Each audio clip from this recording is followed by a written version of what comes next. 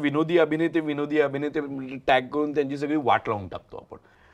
मी म्हणजे तुम्ही राजा गोसावी पहा, तुम्ही शरद तळवळकर पहा, तुम्ही बबन प्रभू पहा, आत्माराम बेंडे पहा, सतीश तारे पहा, लक्ष्मीकांत बेर्डे पहा, अशोक सराफ पहा, हे तर मी म्हणजे असे पटकन येणारी नावं आहेत. मोहन जोशी म्हणजे मी मोहन जोशींसारखं मी एका दिवसात मोहन जोशींची 3 वेगवेगळी नाटकं पाहिले तरी मी बघून फ्रस्ट्रेट झालो की अरे साला आपल्याला कधी जमणार. नटा इतका एकटा कोणी नाहीये दुसरा तिकडे, आणि ती फार लोनलीनेसची कला आहे. कोल्हापुरातले माझे मित्र म्हणतात की तुझ्यासारखा मुलगा अशा प्रोफेशन मध्ये आलाय की जिकडे सतत एक्स्ट्रोवर्ट असावं लागतं आणि आम्हाला विश्वासच बसत नाही की तू ह्या क्षेत्रात आहे. एखादा सीन जेव्हा सादर करत असतो, म्हणजे एखादा सीन मीच लिहिलाय आणि मीच दिग्दर्शित करतोय आणि मीच जर ऍक्ट करतोय, तर मी तुला याची गॅरंटी देऊ शकत नाही की जसं मी लिहिलंय, जसं दिग्दर्शक म्हणून मी विचार केलाय तसंच मी परफॉर्म करेन. की न्यूज चॅनल बद्दलचं परसेप्शन न्यूज चॅनल्सने असं क्रिएट केलं की न्यूज चॅनल्स काय मोठमोठ्याने ब्रेकिंग न्यूज ओरडतात आणि काय नुसतंच बातम्या चालवतात. ती स्पर्धा आहे, पण त्याचबरोबर अत्यंत उत्तम रिपोर्ट सुद्धा आहेत.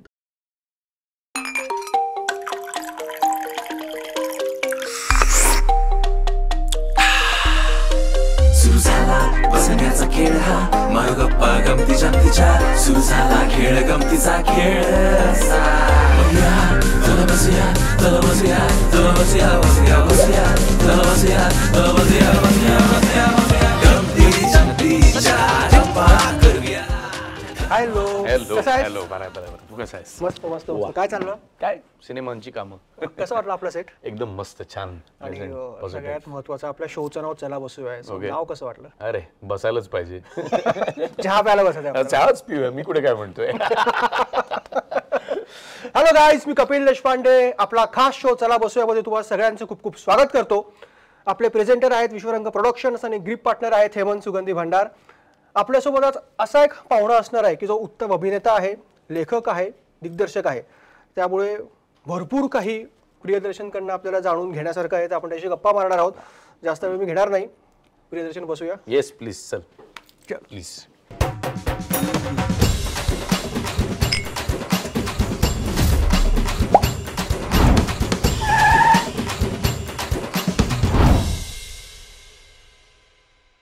हाय गाईज, चला बसूयामध्ये तुम्हाला सगळ्यांचं मी खूप खूप स्वागत करतो. आज आपल्यासोबत असणार आहे प्रियदर्शन. प्रियदर्शन, तुझं खूप खूप स्वागत पुन्हा एकदा. माझा पहिला प्रश्न तुला हाच असणार आहे की तू कधी वारीचा अनुभव घेतलायस का? तू कधी वारीत गेलायस? मी एकदाच गेलोय वारीत, ते पण मी असं काही ठरवून गेलेलं नाहीये. मी सासवड भागात एका वेगळ्या कामासाठी होतो आणि वारीचा काळ होता. यालाही झाली एक साधारणतः 2018 किंवा 17चा काळ असेल. डेफिनेटली 18, 17 नाहीच. आणि मी असं कधी वारीला कधी गेलेलो नाहीये, पण जे चित्र मी पाहिलं किंवा जे मी तिकडे 3-4 तासाकरता अनुभवलं ते अत्यंत अद्भुत होतं असं मला वाटतं. माझ्या डोळ्यासमोर एक अत्यंत फॉन्ड मेमरी अशी आहे की एक लहान मुलगी आणि तिची आजी, आता माहिती नाही ते किती अंतर चालत होते किंवा किती दिवस चालत होते, पण असं लक्षात आलं की लहान वयातल्या म्हणजे त्या इतक्या लहान वयातली ती मुलगी आणि त्या आजी कुठल्या ओढीने, कुठल्या भावनेने, कुठल्या एनर्जीने तिथपर्यंत खेचले गेले असतील, कल्पना केली तरी फार मजेशीर वाटतं. आणि विठ्ठल विठ्ठल विठ्ठल विठ्ठल असा गजर करत ते निघाले होते. असंख्य वेळेला माझी विठ्ठला बाबतीतची अत्यंत जवळची मेमरी अशी आहे की आम्ही जेव्हा इंटर कॉलेज करायचो, हे पुष्करलाही माहिती आहे, आम्ही जेव्हा इंटर कॉलेजिएट करायचो, अर्थात आम्ही वेगवेगळ्या कॉलेजेस नव्हतो, तर इंटर कॉलेजिएटचा रिझल्ट जेव्हा लागायचा आंतरमहाविद्यालयीन स्पर्धेचा, तेव्हा सगळ्या कॉलेजेसची सगळी मुलं ऑडिटोरियममध्ये बसून विठ्ठल विठ्ठल विठ्ठल असं मोठमोठ्याने विठ्ठलाची गाणी म्हणायचे किंवा खूप अत्यंत वेगवेगळ्या गोष्टी करायचे. तर त्या विठ्ठल नामाचा जो गजर आहे, मला असं वाटतं की अप्रतिम शब्द आहे विठ्ठलाचा गजर. इतकं भन्नाट आहे ते त्या गजरात एक ध्यान आहे, एक साधन आहे, वेगळीच ऊर्जा त्याने आपल्याला, अत्यंत वेगळी ऊर्जा. आणि असा कधीही विठ्ठलाच्या मूर्तीकडे बघितल्यावर इतर मूर्त्यांमध्ये एक जिंकल्याची भावना आहे किंवा शक्तीचं काहीतरी एक रूप आहे किंवा इतर मूर्त्यांमध्ये वेगवेगळे मूर्त्यांचे देवदेवतांचे हावभाव आहेत. कोणी कडक आहे, कोणी विठ्ठलाकडे पाहिल्यावर मात्र एक असं एक स्थिरता, एक स्थायी भाव आहे त्याच्यात, एक अत्यंत स्थिरतेचा, ते जबरदस्त. असं म्हणतात की आयुष्यात एकदा तरी वारी आणि श्रावण महिन्यात त्र्यंबकेश्वरची फेरी करावी. एक विलक्षण असा अनुभव आपल्याला तिथे मिळतो आणि एक वेगळीच ऊर्जा त्या निमित्ताने आपल्याला मिळते. त्र्यंबकेश्वरला माझं जाणं फार वेगळ्या निमित्ताने झालेलं आहे. आम्ही गोदावरी नावाचा सिनेमा केला होता, निखिल महाजनने केला होता. सो त्र्यंबकेश्वरला म्हणजे गोदावरीचा उगम जिथे होतो तिथे निखिल आणि जितू आणि हे सगळे लोक शूट करून आणलेत आणि मला बघायलाच मिळालं नाही. सो मी एक दिवस ठरवून मी जाऊन आलोय त्र्यंबकेश्वरला, अगदी त्या उगम स्थानापर्यंत जाऊन आलोय.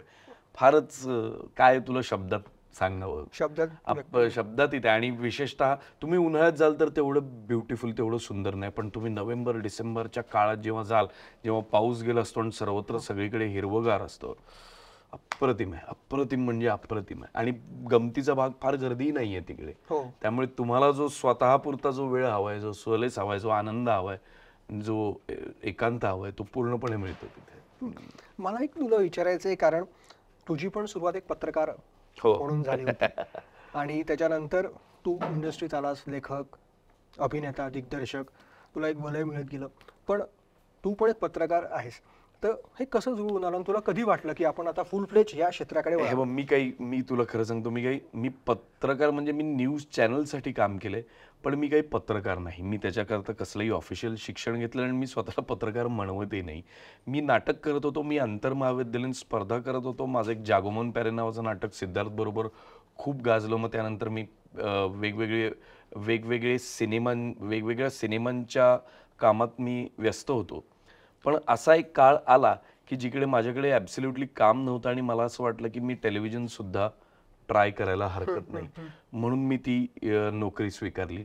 मी ज्या न्यूज चॅनलसाठी काम करायचो तिकडे मी PCR मध्ये सुपर्ससाठी काम करायचो. मी टेक्निकल डिपार्टमेंटसाठी सिलेक्ट झालेला माणूस होतो आणि त्यानंतर पण मला एडिट यायचं. मी आधीपासून एडिटिंग करायचो, मला एडिट मशीन यायचं, एविड मला पूर्णपणे एविड मशीन मला यायचं.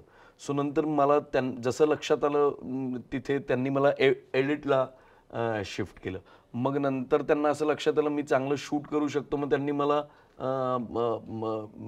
रिपोर्टाजचा प्रोड्युसर केलं. सो मी 1-1 तासाचे खूप शोज केले. मी बाबा आमटेंच्या पूर्ण तिकडे एक आनंदवनात जाऊन 1 तासाचा अखंड एक मोठा शो केला.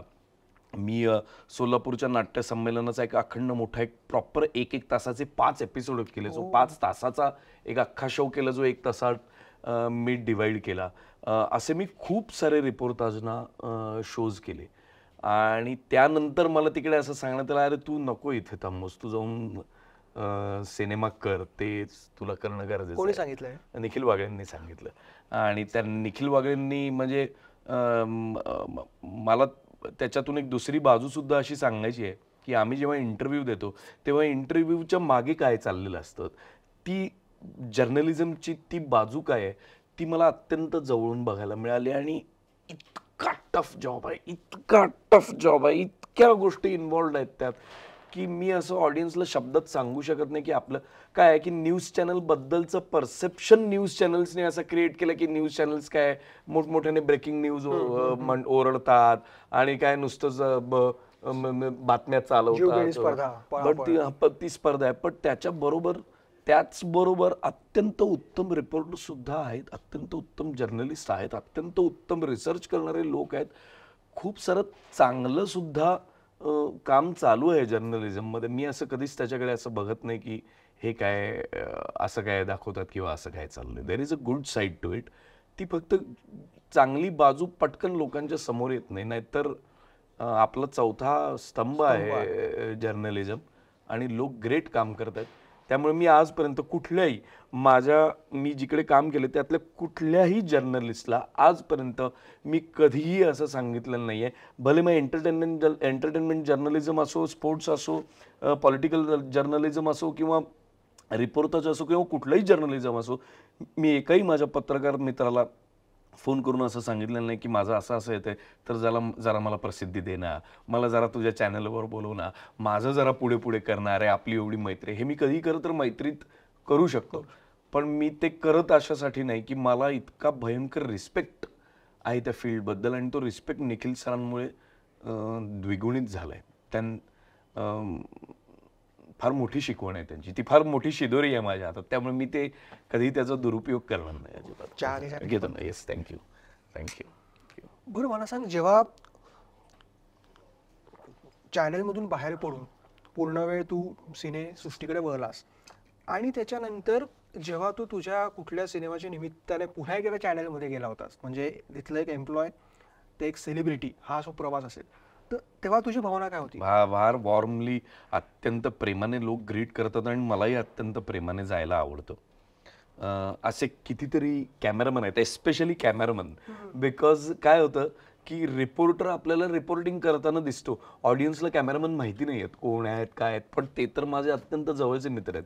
रिपोर्टर्स भेटत राहतात, फोन होतात, कॅमेरामन फार प्रेमाने सगळे भेटतात. ऑफिसमध्ये गेल्यावर एक फार वॉर्मथ असते. ते सगळे लोक माझे, आमचा एक ग्रुप पण आहे, आणि त्या ग्रुपवर मी आत्ता सुद्धा ऍक्टिव्ह आहे. त्या ग्रुपमध्ये भले मी त्यांच्यासारखा म्हणजे त्या फील्डमध्ये नाही आहे, पण मी त्या ग्रुपमध्ये आहे आणि मी भयंकर एन्जॉय करतो त्यांच्याबरोबर असणं. त्यांची बाजू म्हणशील तर बाजू खूप स्ट्रॉंग आहे, म्हणशील तर एका अर्थाने विदारक सुद्धा बाजू त्याला आहे.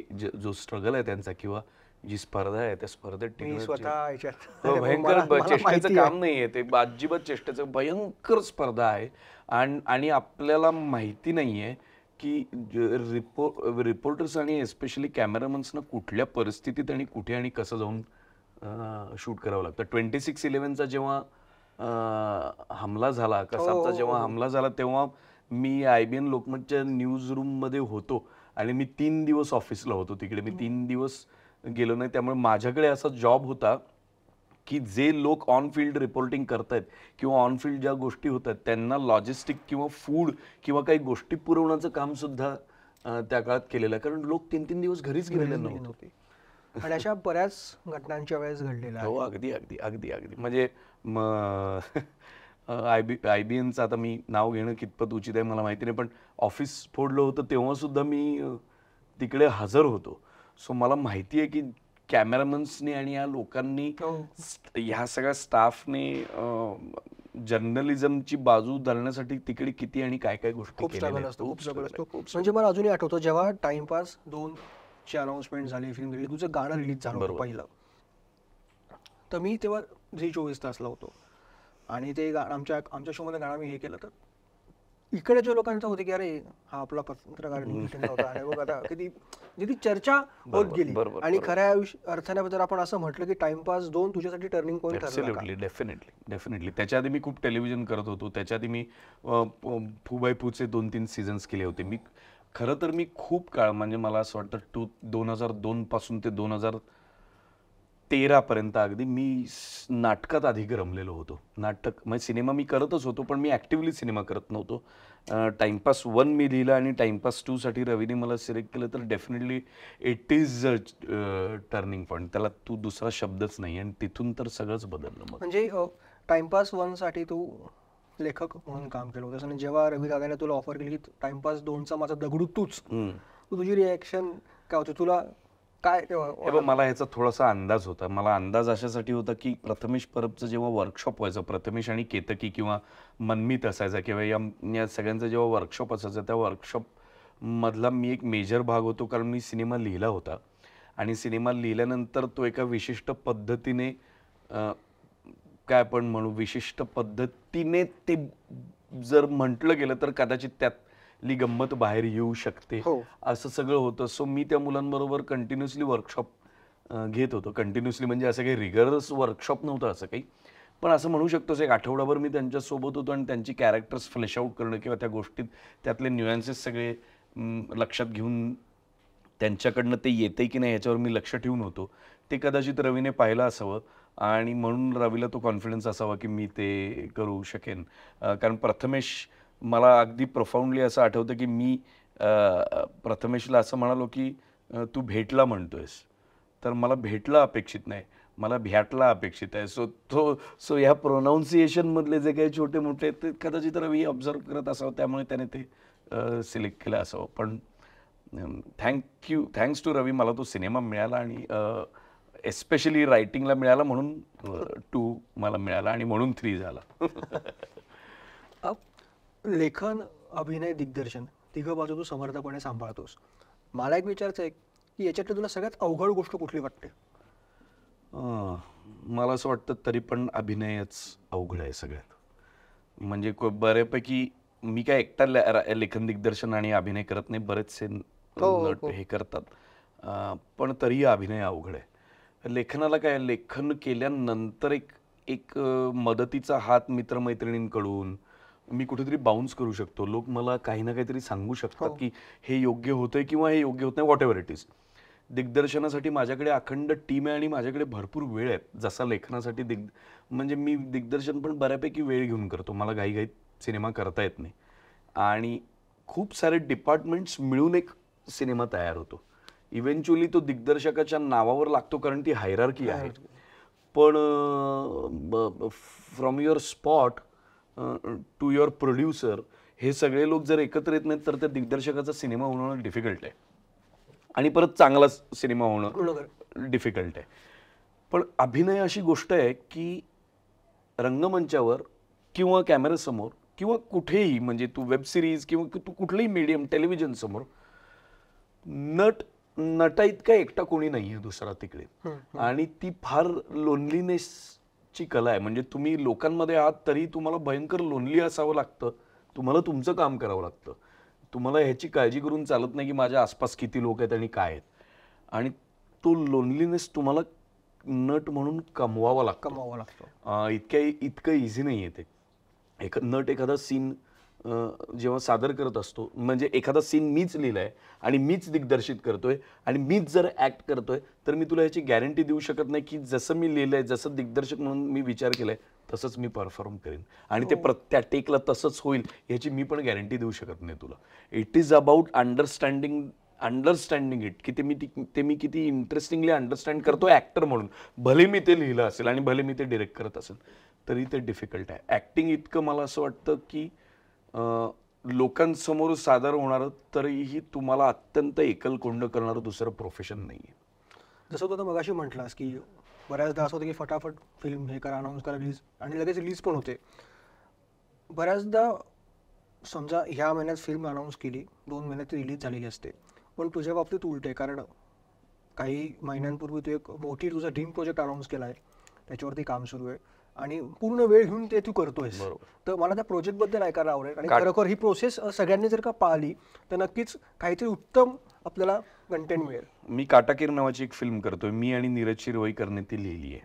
मी 2018 साली ती लिहायला सुरुवात केली, 19 पर्यंत मी ती लिहिली, आणि लिहिल्यानंतर मला असं वाटलं तरीही काहीतरी मिसिंग आहे फिल्ममध्ये.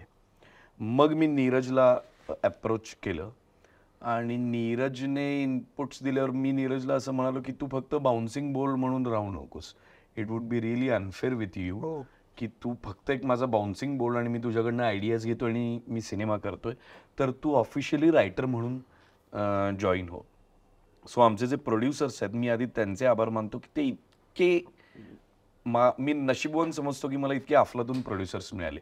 They are the producers of jolly LLB 1 and 2.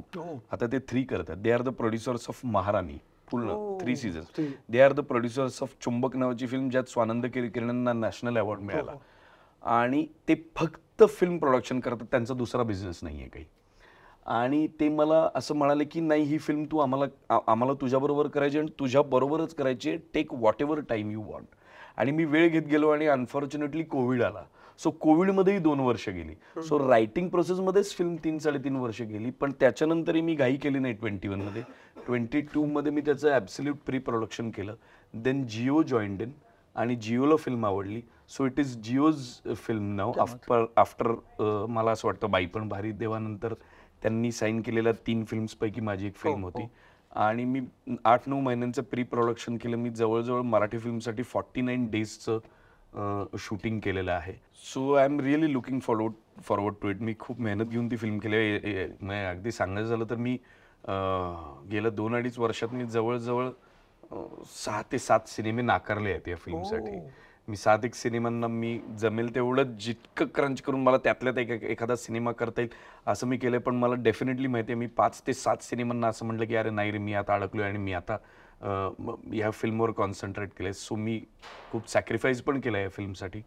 But I think it's worth ज्या पद्धतीची फिल्म झाली आहे. तुझ्याकडे आधी एक विनोदी अभिनेता म्हणून बघितलं जायचं, पण मध्यंतरी तू बरेच धीरगंभीर चित्रपट पण केले, त्यातल्या बऱ्याच तुझ्या भूमिकांना पुरस्कार देखील मिळाले. तर त्या कलाकार म्हणून मला नॉर्मल परसेप्शन असंच होतं की विनोदी काम करतो म्हणजे विनोदी माणूसच असणार. पण ते एक्झॅक्टली उलटं असतं खरं तर. मी अजिबातच विनोदी वगैरे मी जोक करतो, हसतो, खेळतो, माझ्या मित्रांबरोबर भयंकर टाइमपास करतो मी. आत्ताही तू बघितलं मी खूप दंगा करत असतो सगळ्यांबरोबर. पण ते माझे मित्र आहेत आणि तिथे मग कसलाही फिल्टर नाही आहे काय, तिथे कसला फिल्टर. पण माणूस म्हणून तसं बघायला जर जाशील तर मी काही असं विनोदी सतत माझ्या डोक्यात विनोद चालतो असं नाही. खरं तर मी उलट खूपच शाय, एकलकोंडा आणि खूपच मी असा स्वतःमध्ये राहणारा माणूस आहे. मी म्हणजे माझे अनेक कोल्हापुरातले माझे मित्र म्हणतात की तुझ्यासारखा मुलगा अशा प्रोफेशनमध्ये आलाय की जिकडे सतत एक्स्ट्रोवर्ट असावं लागतं आणि आम्हाला विश्वासच बसत नाही की तू ह्या क्षेत्रात आहे. तर मी पहिल्यापासूनच तसा काही माझा विचारसुद्धा पहिल्यापासून गंभीरच आहे. त्यामुळे त्या भूमिका करायला मला आवडतं सुद्धा आणि मला त्यात फार तसे मग मला फार एफर्ट घ्यावे लागत नाहीत. मी टाइमपास केल्या दुसरा सिनेमा मी हलाल केलेला आहे. सो मी इमिजिएटली मी घेतली ती रिस्क. मला असं कधी वाटलं नाही की आता आपला एक सेट पॅटर्न होतं तर तशा पद्धतीचे 4-5 सिनेमे करावे. मी हलाल केलेला आहे. किंवा तू जर हम्पी बघशील तर लाईट रोल आहे, तो काही कॉमिक रोल नाही. किंवा तू जर गोदावरी बघशील तर तो कम्प्लिटली गंभीर, ती पण भूमिका गंभीर आहे. हलालमधली भूमिका गंभीर आहे. इनफॅक्ट मी आत्ता की एवढा गंभीर सिनेमा केलेला आहे की ज्याच्यात मला ब्रीफ असं होतं की चेहऱ्यावरची माशीने हल्ली पाहिजे इतकं ट्रॅजिक आहे काय त्या सिनेमामध्ये. ऑफकोर्स सिनेमा ट्रॅजिक नाही आहे, कॅरेक्टर बाबतीत बरीचशी ट्रॅजेडी आहे. मी आता निखिल महाजनबरोबर रावसाहेब केलेला आहे. मी पहिल्यांदा अँटागनिस्ट केलेला आहे. सो मला कुणीच निगेटिव्ह शेडमध्ये पाहिलं नव्हतं पण निखिलने पाहिलं. सो मला खूप विविड रेंज ऑफ वर्क करायला मिळतं, हे पण फॉर्च्युनेट आहे. पण गंभीर काम करणं हे माझ्या दृष्टीने विनोदी काम करण्यापेक्षा खरं तर मला सोपं आहे. रावसाहेबची अनाउन्समेंट झाली तिला कमाल रिस्पॉन्स. हो, कमाल रिस्पॉन्स. विनोदी काम करणं माझ्यासाठी डिफिकल्ट आहे. मला ते अर्न करावं लागलं. मी जेव्हा माझं पहिलं नाटक देवेंद्र पेम यांच्याबरोबर केलं तेव्हा देवेंद्र पेम यांना फार मेहनत करावी लागली कारण मला विनोदी काम जमत नव्हतं. मी आंतरमहाविद्यालयीन स्पर्धेत कुठलीही विनोदी एकांकिका केलेली नव्हती. मी विनोदी काम करू लागलो, ते एक्सप्लोर करू लागलो, ते समजू लागलो. त्याला 5-6 वर्ष गेल्यानंतर मी एक विनोदी नाटक लिहू शकलो आणि त्याच्यानंतर 6 वर्ष म्हणजे 98 to 2 तर मला 12 वर्ष लागली विनोद समजायला. तर 13व्या वर्षी मी फू बाय फू करू शकलो. So it's not easy job. Of course it's difficult.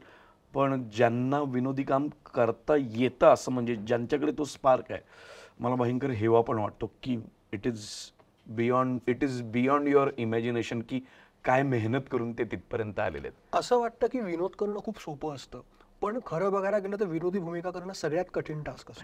भयंकर म्हणजे आपल्याकडे तर नटांची म्हणजे इतकी मोठी परंपरा, लेगसी आहे आपल्याकडे विनोदी काम करणाऱ्या अभिनेत्यांची. आपण अनफॉर्च्युनेटली त्यांना विनोदी अभिनेते टॅग करून त्यांची सगळी वाट लावून टाकतो आपण. असं काही विनोदी अभिनेता एक असतो आणि एक गंभीर अभिनेता असतो असं काही नाही आहे. मी म्हणजे तुम्ही राजा गोसावी पहा, तुम्ही शरद तळवळकर पहा, तुम्ही बबन प्रभू पहा, आत्माराम मेंढे पहा, सतीश तारे पहा, लक्ष्मीकांत बेर्डे पहा, अशोक सराफ पहा. हे तर मी म्हणजे असे पटकन येणारी नावं आहेत. पण कितीतरी सुधीर जोशी पहा, कितीतरी असे नट आहेत. म्हणजे अगदी विनय येडेकर पहा, अतुल परचुरे, संजय मोने, खूप खूप खूप आपल्याकडे ट्रिमेंडस नट आहेत. इनफॅक्ट विनय आपटे सुद्धा किंवा खूप असे नट आहेत आपल्याकडे ज्यांचं टायमिंग म्हणजे आउटस्टँड. मोहन जोशी म्हणजे मी मोहन जोशींसारखं मी एका दिवसात मोहन जोशींची 3 वेगवेगळी नाटकं पाहिले तरी मी बघून फ्रस्ट्रेट झालो की अरे साला आपल्याला कधी जमणार हे असं काम करणं, आपल्याला कधी जमणार. Outstanding. Makarand Anaspure, Bharat Jadhav, Sanjay Narvekar, Siddharth Jadhav. You come down and it is there till Bhau Kadam to Omkar Bhojane to everyone. So आपल्याकडे लेगसी आहे.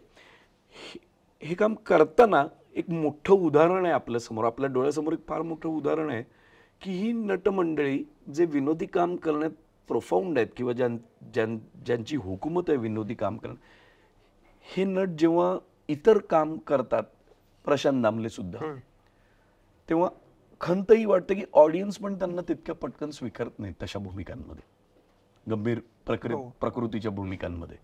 अशोक सराफांसारख्या दिग्गज नटाला सुद्धा गंभीर भूमिकांमधून लोकांसमोर येण्यासाठी किती स्ट्रगल करावं लागलं. म्हणजे भयंकर स्ट्रगल आहे ते, वेगळ्या पद्धतीचं.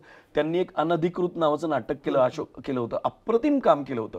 लोकांनी तसं स्वीकारलं नाही नाटक, म्हणजे त्याला म्हणावं तसं, कारण अशोक सराफ म्हणल्यावर ते अर्थातच विनोदी काहीतरी असणार या अपेक्षेने कदाचित आले असतील. सर आले धावून नावाचं नाटक त्यांनी केलं होतं, किंवा एक होतं विदूषक, त्यांनी सिनेमा केला लक्ष्मीकांत बेर्डेंनी, पण स्वीकारलं नाही तसं. तर ते ना विनोदी नटांबाबतीत तो एक थोडासा प्रॉब्लेम होतो. त्यामुळे मी काम करताना मी काय डेफिनेटली त्यांच्या इतका ग्रेट नाही, कधी होऊ पण शकत नाही, पण शक्यतोवर मी हे बघतो की मी एक एकांकिका केली होती, जोनाथन लिव्हिंगस्टन सीगल झेप नावाची एकांकिका. त्यात एक वाक्य होतं की तुम्हाला थवा बदलावा लागतो, तुम्हाला एकाच थव्यात राहून चालत नाही. सो मी ते पूर्णपणे स्वतःला अप्लाय केलेलं आहे. मी एका थव्यात राहत नाही. मला वाटलं तर मी लिहिणार, मला वाटलं तर मी डिरेक्ट करणार, मला वाटलं तर मी गंभीर भूमिका करणार, विनोदी भूमिका करणार. काय उद्या मला जर असं वाटलं की नाही, मी उद्या गढवाली भाषेत मला एखादा आता सिनेमा करायचा आहे, तर मी तो करणार जाऊन. मला कोणी मी ते मला माहिती आहे मी ते करणार. सो मी ते बाउंडरीज नाही ठेवलेले आहेत कामाला, की ह्याच भाषेत काम करायचं आणि या भाषेत काम नाही करायचं, किंवा असं नाही करायचं, किंवा सगळ्यात करायचं. पण काटाकीरची शिकवण सगळ्यात मोठी आहे की एका वेळेला तुम्ही एक काम कराल तर ते खूपच ग्रँड होतं आणि फ्लरिश होतं बेसिकली काम. प्रियदर्शन, तू खऱ्या आयुष्यात खूप एकटा असतोस, कोणात जास्त मिसळत नाहीस, मित्राला की दंगा वगैरे करतोस, पण सोशल मीडियावर तुझी वेगळी बाजू दिसते. तुझं परखड मतांसाठी तुला ओळखलं जातं. म्हणजे सध्याच्या राजकीय परिस्थिती असेल किंवा कुठला काही विषय असेल त्याच्यावर तू परखड व्यक्त होतो. त्यावरून तुला बऱ्याचदा ट्रोल पण केलं गेलं. हो, बरोबर. पण त्यामुळे तू कदाचित आता सोशल मीडियावर या विषयांवरती व्यक्त होत नाही. तुला बऱ्याच तुला आणि तुझ्या कुटुंबियांना पण यामुळे बऱ्याच गोष्टींचा सामना करावा लागला. तर त्याबद्दल नाही, मी भरपूर फेसबुकवर लिहित होतो, ऑफकोर्स ट्विटरवर पण लिहित होतो. एक दिवशी मला चांगले ट्विटरवर 27-28,000 फॉलोअर्स होते आणि एक दिवशी ते हॅक झालं आणि ते अकाउंट काहीतरी झालं त्या अकाउंट बरोबर. So I am not on Twitter, मी ते बंद केलं. ऑफकोर्स बॅकस्लॅश मिळतो, पण बॅकस्लॅश लोकांकडून कधी मिळतो जेव्हा तुम्ही काहीतरी कमेंट करता. तुम्ही आजच्या काळात कुठलीही पॉलिटिकल कमेंट करा, तुम्ही ट्रोल होणार आहात हे मी गृहीतच धरलेलं आहे. पण ट्रोल कोण होत नाहीये? नरेंद्र मोदी सुद्धा ट्रोल होत आहेत, अमिताभ बच्चन सुद्धा ट्रोल होतोय, सचिन तेंडुलकर सुद्धा ट्रोल होतोय. गेलेली माणसं जे आता हयात नाही आहेत ते सुद्धा उगाच विनाकारण ट्रोल होत आहेत. तर या सगळ्यात आपण कोण आहोत बेसिकली? सो ट्रोलिंगचं मला ॲब्सोल्युटली काही वाटत नाही. मी ट्रोलिंग बद्दल उद्या मला जर कोणी खालच्या पातळीवर जाऊन सुद्धा जरी ट्रोल केलं तरी मला त्याबद्दल फारसं काही वाटत नाही. पण या सगळ्याचा त्रास कुटुंबियांना व्हायचा म्हणून तू तुझे विचार कुटुंबियांचा व्हायचा म्हणजे झालं एक दिवस असं की काय झालं, मी फेसबुकवर काय लिहित होतो आणि एक दिवशी मला आईचा फोन आला आणि आई म्हणाली की अरे घरी एक फोन आला आणि जरा काहीतरी वेडवाकडं काहीतरी घरी फोनवर कोणीतरी काहीतरी बोललं. म्हटलं माझा नंबर द्यायचा ना, मग त्यांना मी बोललो असतो पर्सनली, काही प्रॉब्लेम नाही. मग मला मोबाईलवर एक दिवशी फोन आला, एक बऱ्याच गॅपनंतर, एक 2-3 आठवड्यानंतर, की तू फार बोलू नकोस नाही तर पुण्यात ते तुझे पाय तोडीन, असा एक मेसेज, असा एक फोन कॉल आला. तर मी त्याला म्हटलं माझा परवा पुण्यात प्रयोग आहे, तर तसाही मी येतोच आहे पुण्यात तर मी येणारच, माझा नाटकाचा प्रयोग होता शांतीचा कार्टाचा.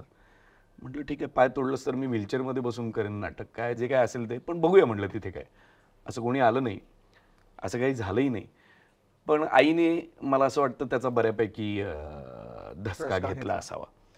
सो आई एक दिवस असं मला म्हणाली की मला माहिती आहे तुला पॉलिटिक्समध्ये इंटरेस्ट आहे, म्हणजे मी नट झालं नसतं तर मी कदाचित पॉलिटिक्समध्ये गेलोही असतो.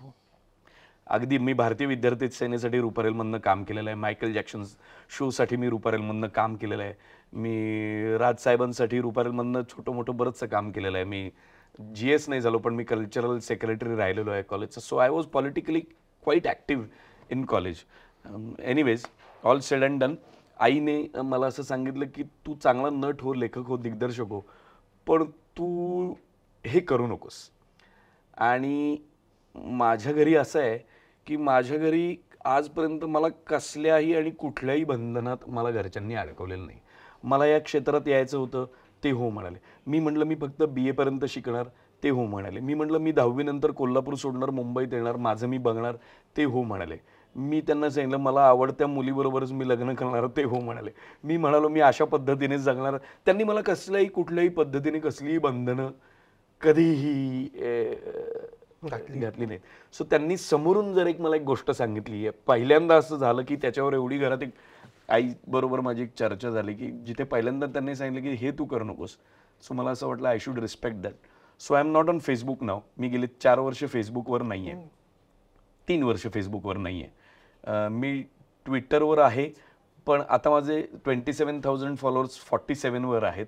आणि मी फक्त माझ्या कामाचं फक्त पोस्ट टाकतो की माझं नाटक आहे किंवा सिनेमा माझा येत असेल. आणि मी इंस्टाग्रामवर आहे, आणि इंस्टाग्रामवर मी काही पॉलिटिकल टाकत नाही. मी फक्त माझ्या मस्तीचे किंवा काय मित्राचा सिनेमा येत असेल, माझा येत असेल, किंवा प्रमोशनल ॲक्टिव्हिटीजबद्दल मी हे करतो. पण तरीही मी आता पॉलिटिकली ॲक्टिव्ह आहे. ते कसं आहे ते मी नाही सांगणार. तू आता म्हटलंस की जर तू अभिनेता नसतास तर राजकारणात तुला जायला आवडलं असतं, पण तू आताही जाऊ शकतोस की बरेच अभिनेते आहेत. नाही, जाऊच शकतो मी. मला फक्त मला आईने सांगितलं पाहिजे तू जा, तर मी जाईन, नाही तर मी नाही जाणार. शेवटचा प्रश्न विचारतो मी की प्रियदर्शन खऱ्या आयुष्यात आध्यात्मिक आहे का? कारण आपण जर का डंका बघितलं तर अध्यात्म आणि याची सांगड घालण्याचा प्रयत्न करण्यात आलेला आहे.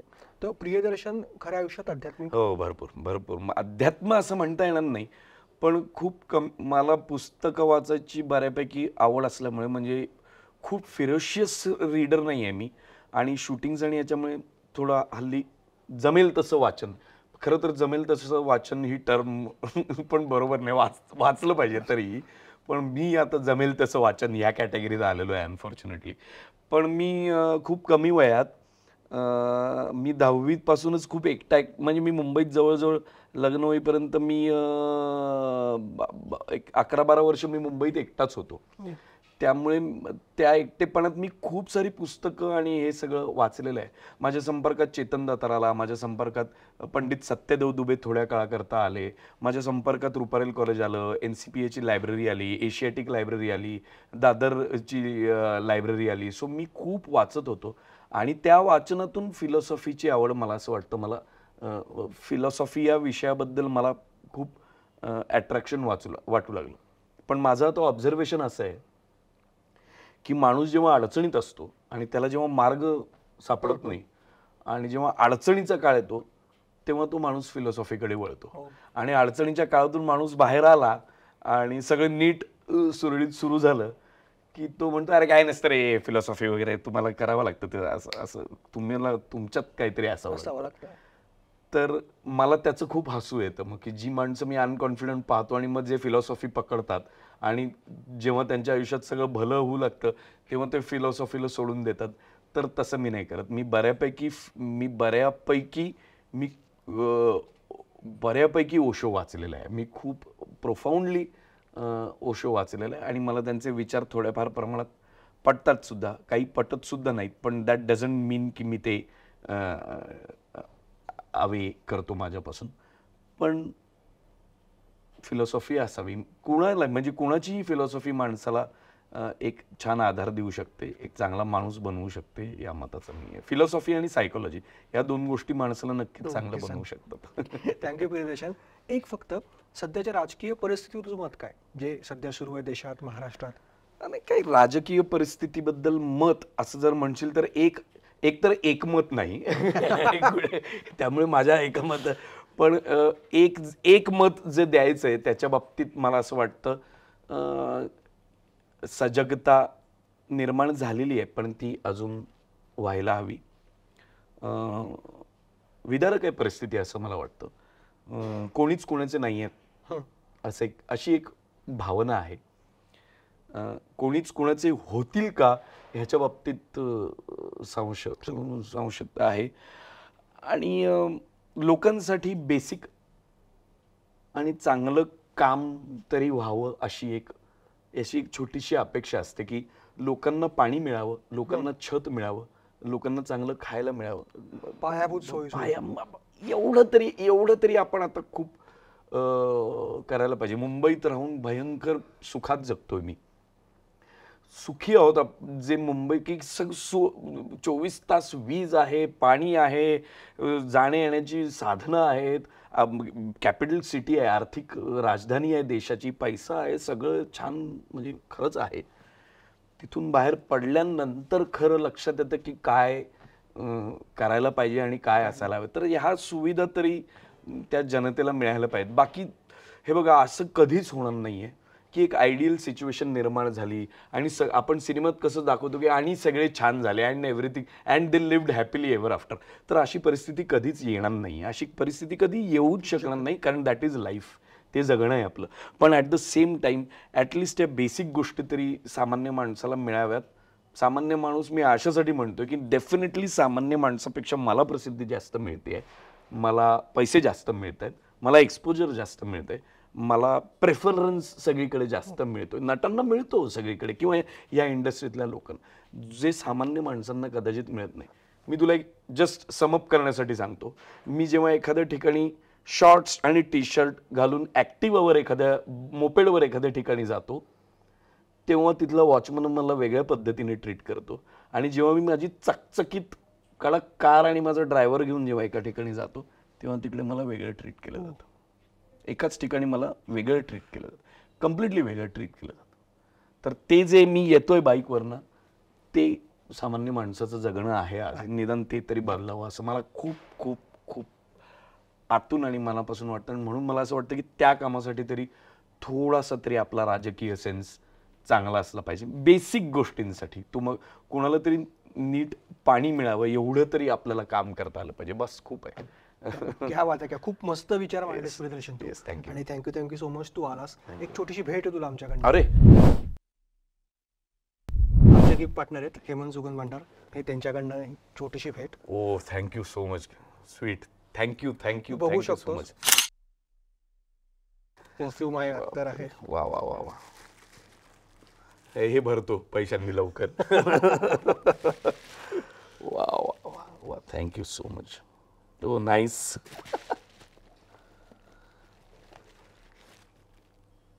आउटस्टँडिंग आहे, thank you so much, thank you so much. आणि ही आमच्याकडनं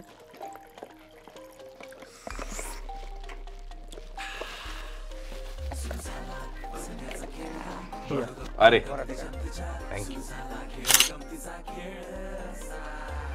thank you Planet Marathi, thank you so much. Thank you Priyadarshan, तू आलास, खूप मस्त गप्पा आपण मारल्या. मी हे भरतो. हो. सो गाईज, आजच्या आपल्या विशेष भागात मी कपिल देशपांडे इथे तुमची रजा घेतोय. प्रियदर्शन सोबत खूप उत्तम गप्पा आपण मारल्या, अनेक महत्त्वाच्या विषयांवर तो बोललाय.